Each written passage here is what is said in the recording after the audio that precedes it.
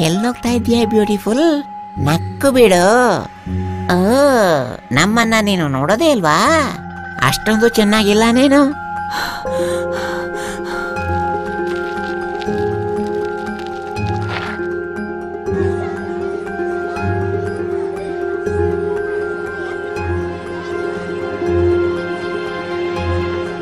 ನೀನು ಹುಷಾರಾಗಿದ್ಯಲ್ಲ ಅನಿತಾ? ಏನಾಯ್ತು ನಿನ್ಗೆ? ಶಾಲೆಗೆ ಹೋಗೋ ದಾರಿಯಲ್ಲಿ ಕೆಲವು ಹುಡುಗರು ನನಗೆ ಶಿಳ್ಳೆ ಹೊಡೆದ್ರು, ಆಮೇಲೆ ಕೆಟ್ಟ ಕಮೆಂಟ್ಸ್ ಮಾಡಿದ್ರು. ಇದೆಲ್ಲ 1 ವಾರದಿಂದ ನಡೀತಿದೆ. ನನ್ಗೆ ತಿಳಿತಿಲ್ಲ ನಾನೇನ್ ಮಾಡ್ಬೇಕು ಅಂತ. ಇದು ಭಯಾನಕ. ನೀನು ನಿಮ್ಮ ಅಪ್ಪ ಅಮ್ಮನ ಜೊತೆ ಈ ವಿಚಾರ ತಿಳಿಸಿದ್ಯಾ? ಅವರು ನನ್ನ ಶಾಲೆ ಬಿಡಿಸಿ ಬಿಡ್ತಾರೋ ಅಂತ ನನ್ಗೆ ಭಯ ಇದೆ. ಅನಿತಾ, ನನಗನ್ಸುತ್ತೆ ನೀನು ನಮ್ಮ ಕ್ಲಾಸ್ ಟೀಚರ್ ಜೊತೆ ಮಾತಾಡ್ಬೇಕು ಅಂತ. ಅವರು ಖಂಡಿತ ನಿನಗೆ ಸಹಾಯ ಮಾಡಬಹುದು ಅನ್ನುವ ಭರವಸೆ ನನಗಿದೆ. ನೀರವ್ ಮತ್ತು ನಾನು ನಿನ್ನ ಜೊತೆ ಬರ್ತೀವಿ. ಹಲೋ ಸ್ಟೂಡೆಂಟ್ಸ್, ಹೇಳಿ, ನಾನ್ ನಿಮ್ಗೇನು ಸಹಾಯ ಮಾಡಬಹುದು? ಮೇಡಮ್, ನಾವೆಲ್ಲ ಇಲ್ಲಿ ನಮ್ಮ ಫ್ರೆಂಡ್ಗೆ ಸಹಾಯ ಮಾಡೋಕೆ ಬಂದಿದ್ದೀವಿ. ಹೇಳು ಅನಿತಾ, ನಾವೆಲ್ಲ ನಿನ್ ಜೊತೆಗೆ ಇದ್ದೀವಿ. ಮ್ಯಾಮ್, ಅದು ಗಾಬರಿ ಆಗ್ಬೇಡಿ ಮಕ್ಳೇ, ನಾನಿಲ್ಲಿ ಒಬ್ಳೇ ಇದ್ದೀನಿ, ಹಾಗಾಗಿ ಸಂಕೋಚ ಇಲ್ಲದೆ ಹೇಳಿ, ಹೆದ್ರಬೇಡ. ಮ್ಯಾಮ್, 1 ವಾರದಿಂದ ಶಾಲೆ ರಸ್ತೆಯಲ್ಲಿ ದೊಡ್ಡ ಹುಡುಗರ ಒಂದು ಗ್ರೂಪ್ ನನ್ನ ನೋಡಿ ಶಿಳ್ಳೆ ಹೊಡೆಯೋದು, ಕೆಟ್ಟ ಕಮೆಂಟ್ಸ್ ಮಾಡೋದು ಎಲ್ಲಾನು ಮಾಡ್ತಾರೆ. ಈ ಬಗ್ಗೆ ಅಮ್ಮ ಅಪ್ಪನ ಜೊತೆ ಹೇಳೋಕು ನನಗೆ ಭಯವಾಗ್ತಿದೆ. ಮ್ಯಾಮ್, ನಾನ್ ನಿಮ್ಗೆ ಏನೋ ಹೇಳ್ಬೇಕಾಗಿದೆ. ಹೇಳು ನೀರವ್, ಏನದು? ಕೆಲವು ದಿನಗಳ ಹಿಂದೆ ನಮ್ಮ ಸ್ಕೂಲ್ ಬಸ್ನ ಡ್ರೈವರ್ ನನ್ನನ್ನ ಬಲವಂತವಾಗಿ ತನ್ನ ಹತ್ರ ಕೂರಿಸ್ಕೊಂಡ. ನನ್ನನ್ನ ಅಲ್ಲಿ ಮುಟ್ಟಿದ. ನನ್ಗೆ ಅದು ಇಷ್ಟ ಆಗಿಲ್ಲ. ನಾನು ಅಲ್ಲಿಂದ ದೂರ ಹೋಗಕ್ಕೆ ಪ್ರಯತ್ನ ಮಾಡಿದೆ, ಆದ್ರೆ ಅವ್ನು ನನ್ನನ್ನು ಬಿಗಿಯಾಗಿ ಹಿಡ್ಕೊಂಡ. ನಾನು ಈ ವಿಚಾರವನ್ನ ಯಾರಿಗಾದ್ರೂ ತಿಳಿಸಿದ್ರೆ ನನ್ಗೆ ಶಿಕ್ಷೆ ಕೊಡೋದಾಗಿ ಹೇಳಿದ್ದಾನೆ. ನನಗೆ ಭಯ ಆಗಿದೆ. ಈ ರೀತಿ ನಡೆಯೋದು ನನ್ಗೆ ಬೇಸರ ತಂದಿದೆ. ಇದು ಬಹಳ ಗಂಭೀರವಾದ ವಿಷಯ. ನಿನ್ನೆ ಅಷ್ಟೇ ಒಬ್ಬ ಹುಡುಗ ದೂರು ಕೊಟ್ಟಿದ್ದ. ಗೇಮ್ಸ್ ಪೀರಿಯಡ್ ನಲ್ಲಿ ಮೇಲಿನ ಕ್ಲಾಸಿನ ಒಬ್ಬ ಹುಡುಗ ಮೈದಾನದಲ್ಲಿ ಅವನಿಗೆ ಒದ್ದು ಹೊಡೆದ ಅಂತ. ಮಕ್ಳೇ, ಹಿಂಸೆ ಶಾರೀರಿಕ, ಲೈಂಗಿಕ ಅಥವಾ ಮಾನಸಿಕ ಆಗಿರಬಹುದು. ಸ್ಕೂಲ್ ಅಥವಾ ಅದರ ಅಕ್ಕಪಕ್ಕ ಸಂಭವಿಸಬಹುದು. ಸ್ಕೂಲಲ್ಲಿ ಎಲ್ಲರ ಗಮನ ಬೀಳದಂತಹ ಜಾಗಗಳಲ್ಲಿ ಹಿಂಸೆ ಸಂಭವಿಸಬಹುದು. ಅಂದ್ರೆ ಆಟದ ಮೈದಾನ, ಪ್ರತ್ಯೇಕವಾಗಿರುವ ಕೊಠಡಿಗಳು ಮತ್ತು ಖಾಲಿ ಗ್ಯಾಲರಿಗಳಲ್ಲಿ. ಜಾಗೃತರಾಗಿರೋದು ಮತ್ತು ಸಹಾಯ ಕೇಳೋದು ಬಹಳ ಮುಖ್ಯ. ನೀವಿಬ್ರು ಧೈರ್ಯಶಾಲಿಗಳು. ನನ್ಗೆ ಖುಷಿಯಾಗಿದೆ ಈ ವಿಚಾರ ನನ್ನ ಹತ್ರ ಹೇಳಿದ್ರಿ. ನಾವು ಮುಖ್ಯೋಪಾಧ್ಯಾಯರಲ್ಲಿ ಸಹಾಯ ಕೇಳ್ಬೇಕು. ಕಮ್ ಇನ್.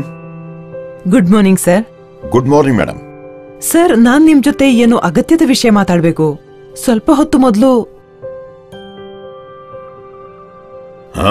ಏನು ಸರ್, ಹಿಂಸೆ ಒಂದು ಮಗುವಿನ ಬೆಳವಣಿಗೆಗೆ ಹಾನಿ ತರಬಹುದು ಅನ್ನೋದನ್ನ ನೀವು ಒಪ್ತಿರಲ್ಲ. ಅದರಿಂದಾಗಿ ಕಿರಿಕಿರಿ, ಓದಿನಲ್ಲಿ ಹಿಂದಿರೋದು, ಶಾಲೆಗೆ ಬರದಿರೋದು ಮತ್ತು ಸಮಾಜದಿಂದ ದೂರ ಇರುವ ಪ್ರವೃತ್ತಿ ಬೆಳೆಯಬಹುದು. ನಾವು ಏನಾದ್ರೂ ಮಾಡ್ಬೇಕು. ಇದು ಬಹಳ ದೌರ್ಭಾಗ್ಯಪೂರ್ಣ ವಿಚಾರ. ನನಗೆ ಈ ವಿಚಾರ ತಿಳಿಸಿದ್ದಕ್ಕಾಗಿ ನಿಮಗೆ ಧನ್ಯವಾದ. ನಮ್ಮ ಶಾಲಾ ಪರಿಸರದೊಳಗೆ ಅಥವಾ ಹೊರಗೆ ಯಾವುದೇ ರೀತಿಯ ಹಿಂಸೆಯನ್ನ ನಾವು ಸಹಿಸಿಕೊಳ್ಳೋದಿಲ್ಲ. ಹಾಗಾಗಿ ನಾನು ಇದರ ಬಗ್ಗೆ ಕಠಿಣ ಕ್ರಮ ತಗೋತೀನಿ. ನಾವು ಮಕ್ಕಳು, ಅಧ್ಯಾಪಕರು, ಪೋಷಕ, ಶಿಕ್ಷಕ ಸಮಿತಿಗಳು ಮತ್ತು ಸ್ಥಾನೀಯ ಮುಖಂಡರ ಸಹಯೋಗದಿಂದ ಸುರಕ್ಷಿತ ಶೈಕ್ಷಣಿಕ ವಾತಾವರಣಕ್ಕಾಗಿ ಒಂದು ಅಭಿಯಾನ ನಡೆಸಬಹುದು. ಅನಿತಾ ಮತ್ತು ನೀರವ್ ಜೊತೆ ಏನ್ ನಡೀತೋ ಅಂತಹ ಘಟನೆಗಳು ಮತ್ತೆ ಆಗದ ಹಾಗೆ ನೋಡ್ಕೋಬೇಕು. ಇದು ಬಹಳ ಒಳ್ಳೆಯ ಸಲಹೆ.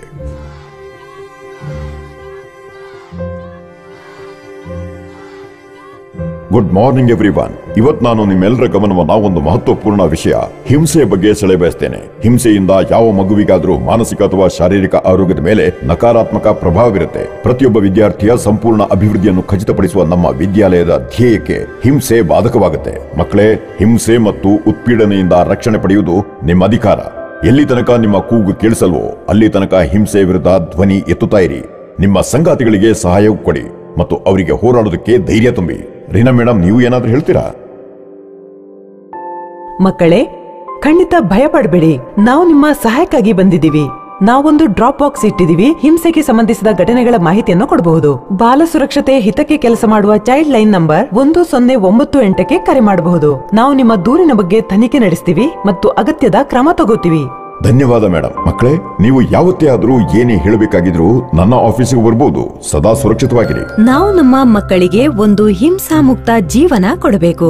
ಜವಾಬ್ದಾರಿಯುತ ಪೋಷಕರು, ಶಿಕ್ಷಕರು ಮತ್ತು ಸಮುದಾಯದ ಮುಖಂಡರಾಗಿ ನಾವು ಅವರು ಹೇಳುವುದನ್ನು ಗಮನ ಕೊಟ್ಟು ಕೇಳಬೇಕು. ಅವರ ಮೇಲೆ ಯಾವುದೇ ಆರೋಪ ಹೇರಬಾರದು. ಇಡೀ ಸಮುದಾಯವೇ ಮಕ್ಕಳನ್ನು ಹಿಂಸೆ, ಗಾಯ ಮತ್ತು ದುರ್ಘಟನೆಗಳಿಂದ ರಕ್ಷಿಸುವ ವಾತಾವರಣವನ್ನು ನಿರ್ಮಿಸಬೇಕು. ಸರಿ, ನಾವೆಲ್ಲ ಜೊತೆ ಸೇರಿ ನಮ್ಮ ಮಕ್ಕಳಿಗಾಗಿ ಸುರಕ್ಷಿತ, ಭಯಮುಕ್ತ ಮತ್ತು ಸಕ್ರಿಯ ಕಲಿಕಾ ವಾತಾವರಣವನ್ನು ನಿರ್ಮಿಸುವುದಕ್ಕಾಗಿ ಜೊತೆ ಸೇರಿ ಕೆಲಸ ಮಾಡೋಣ.